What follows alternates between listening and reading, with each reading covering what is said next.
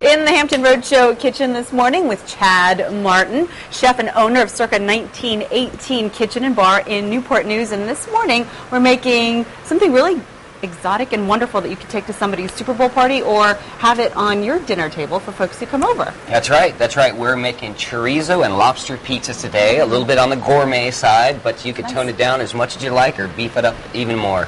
Let's talk about the ingredients first that you have assembled for folks who are following along. We're going to put the entire recipe, your ingredients, online at the HamptonRoadshow.com, but first... Love it. Well, this is in the chef world called mise en place, and it's to have things in their place, so they're very accessible, so you can just get on with the cooking. We've got a few components to the dish. We've got the dough that we're going to work with, and then we've got some of the topping ingredients that we're going to work with. And let's just go ahead and get started on the dough. Absolutely. Okay, the dough, I tried to buy stuff from local gourmet stores so everybody else can go and shop for the same exact thing. So in your gourmet stores around town, you'll find these dough balls in the freezer section. You can start with a 16-ounce ball here and roll into a very large 16-inch pizza. Oh, okay. Or what I've done here is I've cut it into exact 4 quadrants, and then I have let these sit a little bit longer, about 30 minutes to proof. And proofing is having the yeast activate and getting a little bit of rise on the dough. Okay. Okay? So a couple key ingredients we need for dough. Obviously the dough. We have a little flour, salt, pepper, extra virgin olive oil. This handy-dandy contraption is called a docker. Looks dangerous. Yeah. Okay. If you don't have one of these dockers, you can use a fork, and that is just to prick holes in the dough so it doesn't get too much rise. Oh, okay. Very nice. And then here's the dough scraper, and then of course we all know we got this rolling pin here. Okay, so for starters, we're going to do, this has been proofing for 30 minutes, and I'm going to let you do this one. Oh, okay. Okay, so what we want to do here, a little bit of flour on our cutting board, and you want to start getting this into a round shape. Right. All right. Something you can get the kids to help you with, especially once the dough is all proofed. And when you have all these, you get the kids lined up, and they just have a blast with it. I know my kid does. So I'm going to give you this here. All right. There's a rolling pin, and you just want to go from the center up, and then from the center back. Got it. Give it a little bit of pressure. It's going to be your workout for this morning. All right. All right. All right, and then we'll turn it to the side, just to keep with that round shape here. Oh, and do the same. That's right. So you have a circle, not an oval like I have right now. And you want to work on that circle for me and get it about this big.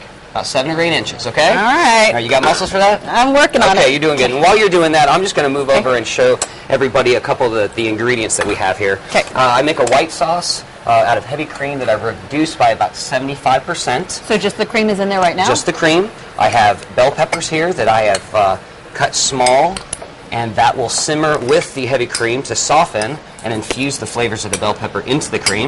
Nice. And of course, to just ignite those flavors, salt.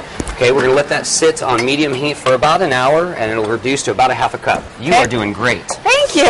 I've been moving around. And all right, we'll flip this over one more time and just get it a little bit bigger, and then I'm going to move on to the chorizo part of this pizza. All right. Chorizo sausage is made with pork shoulder. Okay. I like the Portuguese style, which is a little more herbaceous and paprika-filled versus like cayenne and really spicy. And you buy it, it's got the casing on it, so you've absolutely, you can take the casing off. We make it in-house, and I'm going to put that. Chad, you put that in there. We're running out of time, so we're going to talk about what you're going to do with the chorizo. Okay. We'll talk more about my dough here in our next segment. Absolutely. Thanks. You're welcome.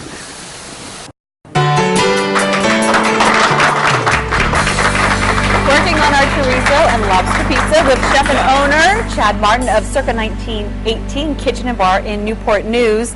I know you did a little fixing up of my I did nothing. That's all you, girl. All right, so we're going to finish this real quick with the docker. You've been wanting to use that. Yeah. Okay, you've been eyeing it. So what we're going to do is just do a couple rolls to puncture holes in the dough.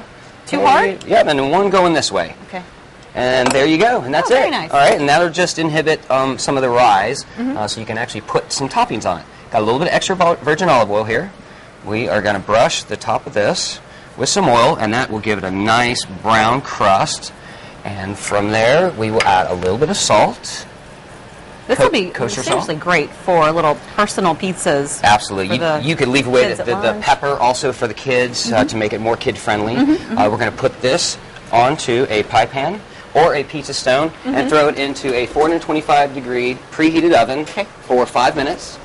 It comes out, we let it cool on a wire rack, and we have this. Voila, there it is, the magic of television. Golden brown. Very good. This is what we call par cooked, so it's not cooked all the way, it's just cooked enough to activate the yeast. and we're ready to go. Okay. So let's go start assembling. We have the reduced red pepper cream here. Right, which you made there, and then you just kind of... And this is kind of my white sauce, if you will. So you want to let it cool, and it is, you can see, very spreadable. Very nice. How'd you come up with this recipe? Oh, just kind of playing off of the white sauce type thing and the seafood pizzas that you see. So my take of lobster, and then I always love a little bit of pork product with my shrimp or lobster. So we were talking about the smells coming here from the kitchen, and really it smells so good, and it's just because of the chorizo that you have. Just the spices. Yeah, you just got so many spices in there, and mainly paprika and a lot of herbs and chili peppers for me. So I'm glad you're enjoying that. And this is cooled down. So we have a base of the red pepper cream. We have a little, I'm just going to do my hands here. I know your hands are clean. Absolutely. A little bit, just a base of, this is manchego cheese, fresh mozzarella, and grated Parmesan cheese. So a mix that you made yourself. That's right. That's right. And then next... Here's the chorizo that you've cooled down. The chorizo that we've rendered, and we have cooled down. You can strain it of fat. Chorizo comes from pork shoulder, so it's going to have a little bit of fat in there, and you can just pour that out if you didn't want to ingest the oil. Next, after the chorizo, we have some lobster tail. These are Canadian cold-water lobster tails. Ooh.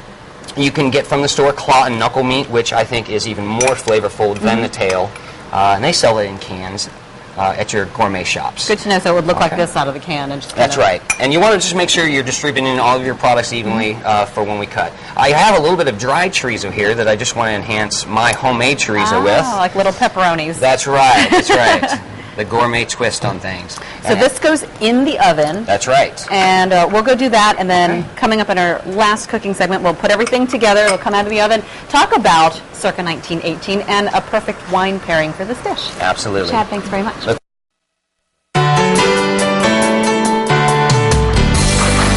In the kitchen with chef and owner Chad Martin of the circa 1918 Kitchen and Bar in Newport News. Joining us now, Matt Earnhardt, also to talk about some perfect wine pairings for our great chorizo and lobster pizza. It came out of the oven? Absolutely. Not quite. And we are out of the oven here with the magic of TV. And that slides right off because we've oiled our pan here. Right. How long did you leave it in there for? In the oven for about 6 minutes. Oh, so that's all it needs. 425. It can be done in 20 minutes. Absolutely. Tops, all of it's a really quick item. I've cut some here, and then we're going to use this pretty little cutting board here.